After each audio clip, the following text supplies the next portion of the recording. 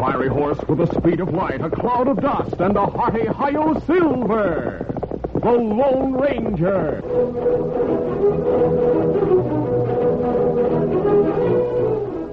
Before this exciting adventure, a word from our sponsor. General Mills, makers of Cheerios, the ready-to-eat oat cereal that gives you go power, and Wheaties, the breakfast of champions, present by special recording, The Lone Ranger. Cowboy Tom is a boy of 6. He knows all kinds of cowboy tricks. He can rope a steer because he knows he's got go power from Cheerios. Yes, he's got go power. There he goes. He's feeling his Cheerios. Cheerios, Cheerios. You bet, Cheerios, the oat cereal that needs no cooking. Every delicious spoonful of Cheerios and milk is real muscle-building food. Each spoonful contains vitamins, minerals, and proteins your body needs. Yes, the good things in a Cheerios breakfast do good things for your body. Help you have healthy nerves, good red blood, strong bones, and muscles. And besides giving you go power, Cheerios is downright wonderful tasting. That toasted oat flavor is really something. And when you add milk and your favorite fruit, say some sliced bananas, you're in for a delicious breakfast treat. Get the whole family off to a good start every morning with Cheerios. Then you'll hear people say, he's feeling his Cheerios.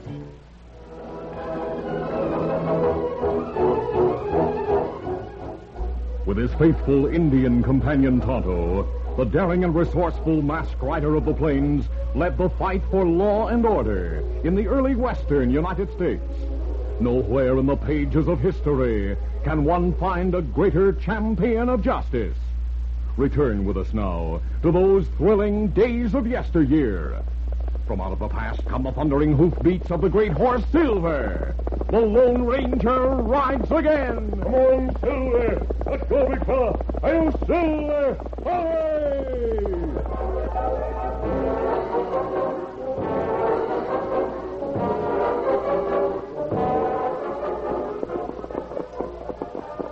Early one afternoon in late November, the Lone Ranger and Tonto were traveling east toward Modock City, where they planned to meet the masked man's teenage nephew, Dan Reed. How soon Dan reached Modock City, Kimasabi? Late Wednesday night, Tonto. Oh, that day before Thanksgiving. Yes, he'll have a holiday from school. It's plenty good to spend Thanksgiving together. It'll be good to see him. Me miss Dan. Yes, so do I, Tonto. And you say word, Dan be glad to stay with us, not go back to school. I'd like that even more than Dan would, but I want him to get an education. Kimasabi, gunfire sound, make it come from State's trail. We'll see what it means. Come on, Silver.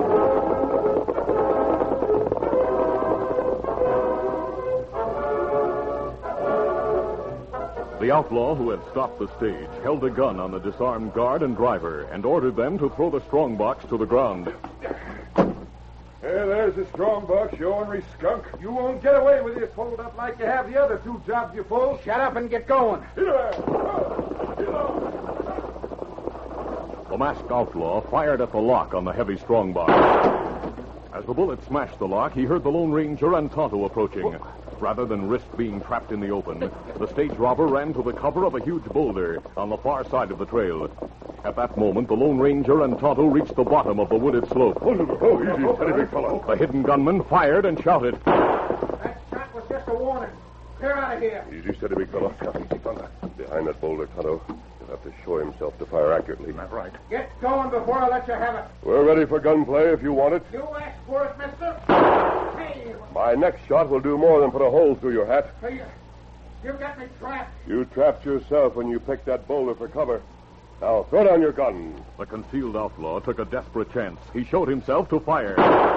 But the Lone Ranger anticipated the move. A silver bullet smashed the outlaw's gun. You're covered. Do it. The mask. Keep your hands up. I'll keep him covered, Tonto, while you put the contents of the strongbox into our saddlebags. Now, take that bandana from your face. As long as you're covering me, I've no choice. There. Who are you? Clyde Halliday. Money and gold in strongbox, Kimasabi. Me put it in saddlebag. When you're finished, we'll tie Halliday's hands and take him to Marshal Fraser in Modock City. There's no price on my head. You'll not get anything for turning me in. You've a crime to answer for. I have a 15-year-old brother to take care of. Where are his parents? Killed in an Indian raid when Bobby was 2. I'm sorry. He doesn't know about me turning crook. I don't want him to know any more than you would if you were in my place. Is he in Modock City? No, he's at my cabin in Doonesville. We'll try to help him. You expect me to believe that? You not worry about boy. Lone Ranger make promise to help him, and him keep word. Don't try to tell me this masked gent's the Lone Ranger. Me tell truth. Him Lone Ranger. I don't believe it. Well, whether you do or not, we'll try to help you and your brother. Now, Tonto, tie your hands, and we'll help you mount and start for Modock City.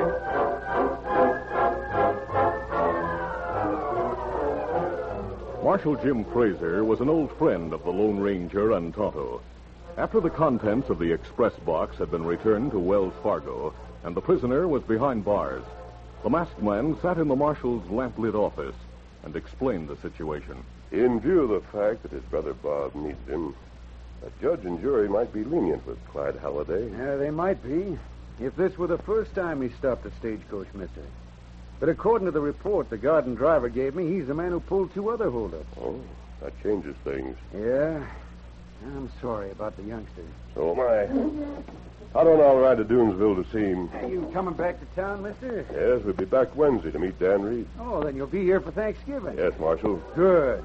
We'll be looking for you.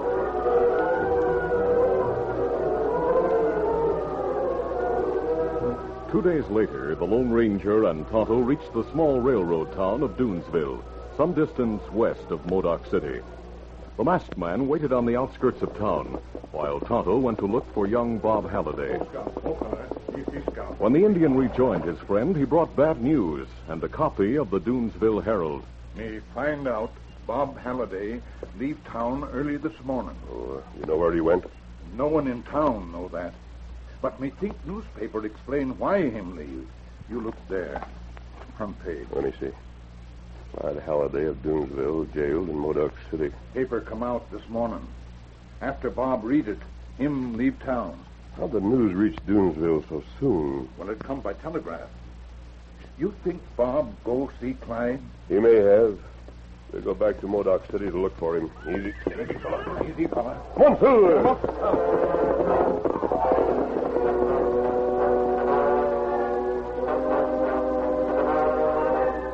Mid-afternoon on the day before Thanksgiving, the masked man and Tonto reached the hills above Modock City. The Lone Ranger sent Tonto to town to make inquiries about Bob Halliday, unaware of the fact that the 15-year-old boy was already in the community. Deeply troubled by his brother's capture, Bob went to the jail with a small derringer concealed in the sleeve of his jacket. Assuming that the Lone Ranger and Tonto had brought him to town, the marshal greeted Bob warmly, then took him to Clyde's cell. Call me when you're through talking, Bob. Oh, yes, sir. I'll come and let you out. Bob, how'd you find out I was here? I read it in the Herald. How'd they get the news? I don't know. You shouldn't have come, youngster. I had to come, Clyde. I wanted to ask you if it's true. Uh-huh. What it said in the paper about you being a crook. You're not, are you? Of course not, Bob. It's all a mistake. I'll be out soon. You can get out now. My derringer. It's loaded, Clyde. I brought it from home. Didn't the marshal search you before he let you see me? No. No, here, Clyde. I'll need a horse to get away from here. I rented one for you at the livery stable. It's at the hitch rack outside with mine. Good boy. Now call the marshal. A few minutes later, Marshal Jim unlocked the cell door to let Bob Halliday out. There you are. The boy left the cell. Then, Now I'm coming out. What? Where'd you get that gun? I gave it to him. I'll keep him covered, Bob. Take his gun. Then we'll tie and gag him and lock him in the cell.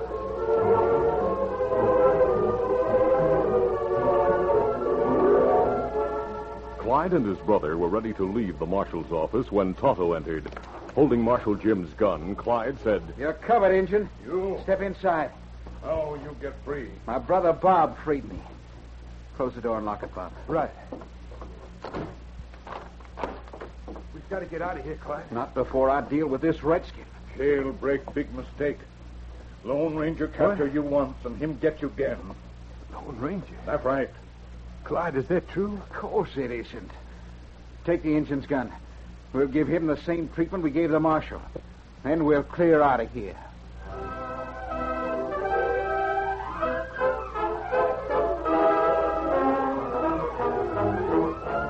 We'll continue our Lone Ranger adventure in just a moment. All over the country, in every direction, how you doing is the question. And here's what the happy people have to say. Eating our Wheaties and doing okay. That goes for the star wherever you are. Take Barbara Ann Scott, figure skating champion from the Northland. Watch her on this one. Barbara Ann's good. Now, there is a champ who's a real Wheaties fan. Sure helps to keep a gal up on her toes. A guy, too. Take Bob Lemon, who pitches a lot of ball for the Cleveland Indians. Lemon knows what champions know. Wheaties for breakfast, away you go. Gosh, no wonder the champs of tomorrow are eating Wheaties today. There's a whole kernel of wheat in every Wheaties flake. Keep on eating your Wheaties and you'll be doing okay.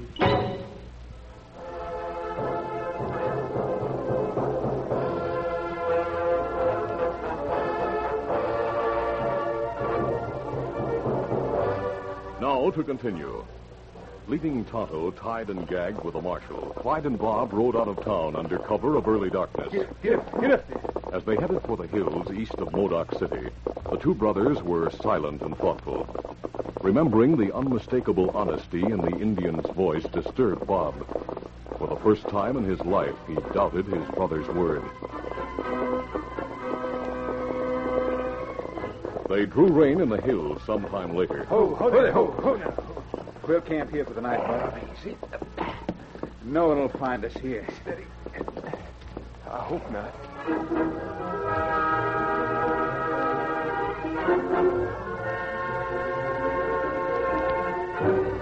In his eagerness to see Dan Reed as soon as possible, the Lone Ranger left his camp in the hills and late that night entered Modock City. He saw Tonto's horse Scout at the hitch rail in front of the marshal's office. As he drew rein, he heard muffled shouts from inside the darkened building. The masked man dismounted quickly and hurried into the office. Get us out of here! He found a lamp on the marshal's desk. As he struck a match to light it, Marshal Jim called from the cell block. Back here in the cell! Let us out! Just a moment, Marshal Jim. Kimasabi. Hello, what happened? Halliday's brother Bob came here. I thought you sent him, so I let him see Clyde.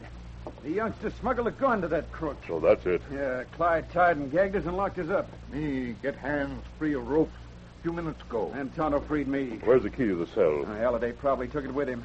But I have an extra one in my desk drawer. All right, I'll get it.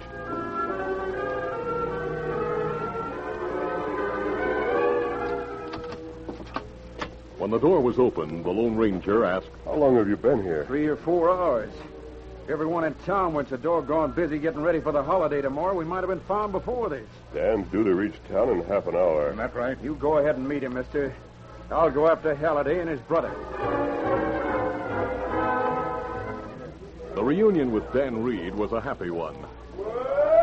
Standing in the darkness near the station platform, the masked man gripped Dan's hand. Dan, I'm glad you're here. It's good to be here, sir. We plenty glad to see you, Dan. Before I left the East, I had a letter from Ma Haines. She said you left Victor at the Henry House stable. Me go get him now. We'll wait for you, Tonto.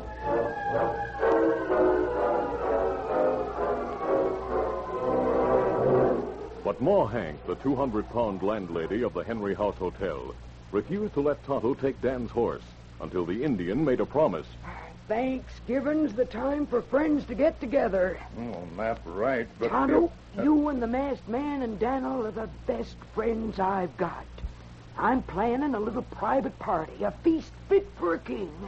And you 3 had better be here to eat it. That sounds plenty good.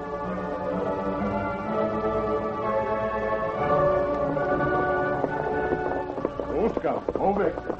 When he rejoined his friends, Tonto told Dan and the Lone Ranger what Ma said.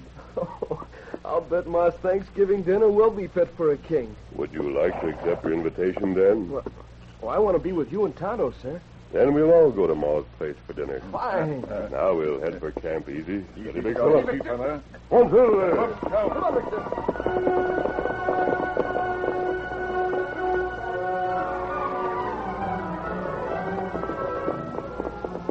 In the hills, on their way back to the well-concealed camp, the masked man and Tonto caught sight of a distant campfire. The Lone Ranger studied it for a moment, then signaled a halt. Who's the lookout? All right, dismount. Steady, big fella. Easy. The masked man and his companions cautiously approached the fire.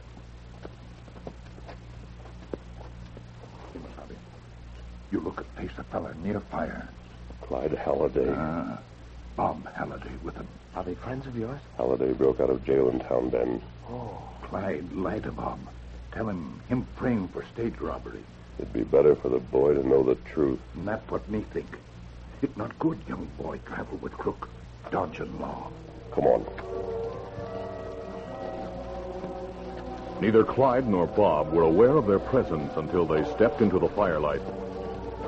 What? Don't reach for your gun, Clyde. Mine's holstered. I'll accommodate you if you want gunplay. Are you masked? Yes, but I'm not an outlaw, Bob. Are you the Lone Ranger? That's right. I figured that Indian was telling the truth. He tell truth, Bob. I've heard the Lone Ranger uses silver bullets in his guns. Without replying, the masked man slipped a cartridge from his gun belt and handed it to Bob, while Tonto watched Clyde. For a moment, the boys studied it. It is silver. Bob, Why didn't you tell me the truth, Clyde? I didn't want you to know about it. You couldn't have concealed the facts indefinitely, Clyde.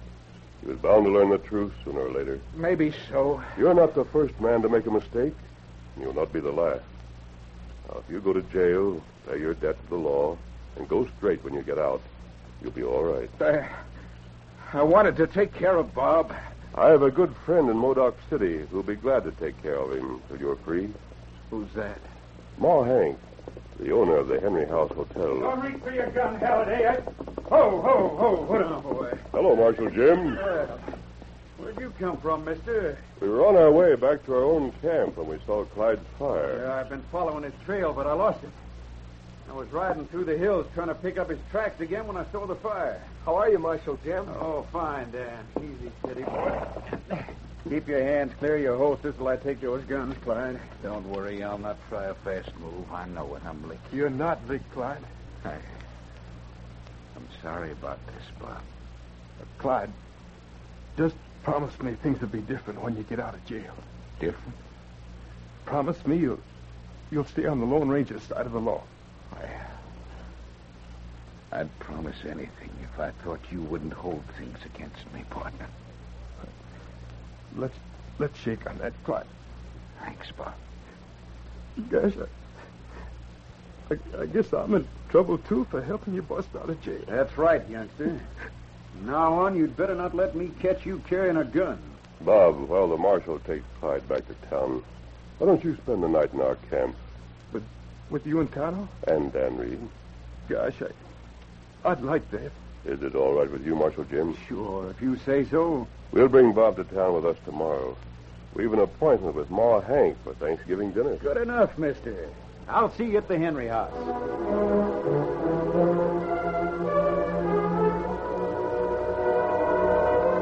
Late the next day, the Lone Ranger, Dan, Tonto, and Bob Halliday reached town. While Bob went to the jail to see his brother, the masked man entered Ma Hank's kitchen and explained the boy's situation to the big-hearted landlady. He's too proud to accept charity, but he needs a home. Why, land sakes alive, mister. Homer and I'll be glad to keep the boy with us till his brother's out of jail. By doing chores around here, he'll be able to earn his room and board. Thanks, Mrs. Henry. Bob's a good boy, and with someone to keep him on the right track, I think he'll be a fine man. Don't you worry about him. Why, we'll look after him as if he were our own son. Say, I hope you brought him along for dinner. He'll be here.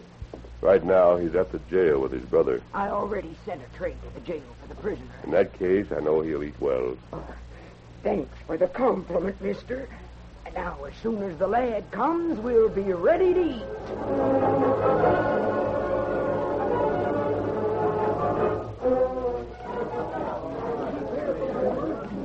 When Bob arrived at the hotel, the Lone Ranger took him to the dining room and introduced him to Ma Hank and Uncle Homer, who sat at the large table with Tonto, Dan Reed, and Marshal Jim. As he looked at the incomparable feast Ma had prepared, Bob's eyes misted with tears. He choked back a sob of gratitude as he sat down between Marshal Jim and the Lone Ranger. I'm glad to see you, Bob. Now, I want you to eat hearty when we start. Gosh, thanks, ma'am. I'm mighty hungry. Friends, I'm mighty happy we're all together. Now, mister, Yes? how about saying a few words of grace before we start? Very well. We'll bow our heads. Our Heavenly Father, as we bow our heads in our prayer of thanksgiving, we hope that Americans everywhere will remember the true meaning of this day and give thanks, not only for the bounty of our land, but for the many blessings we enjoy. We are thankful for those men and women who came before us to clear a wilderness and plant it with seeds of freedom. We are grateful that the founders of our country sought thy guidance before they set down the principles by which Americans have lived, and for which they still bravely die. May we forever cherish the custom of humbly giving thanks to thee. Amen. Amen. And please, God, bless the Lone Ranger.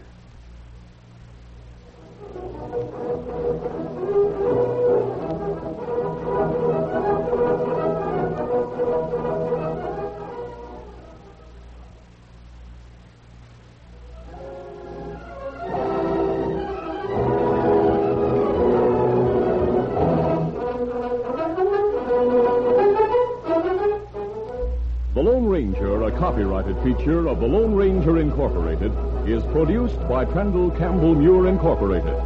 The part of the Lone Ranger is played by Brace Beamer. Your announcer, Fred Foy. Listen to the Lone Ranger, brought to you by special recording Mondays through Fridays at this same time.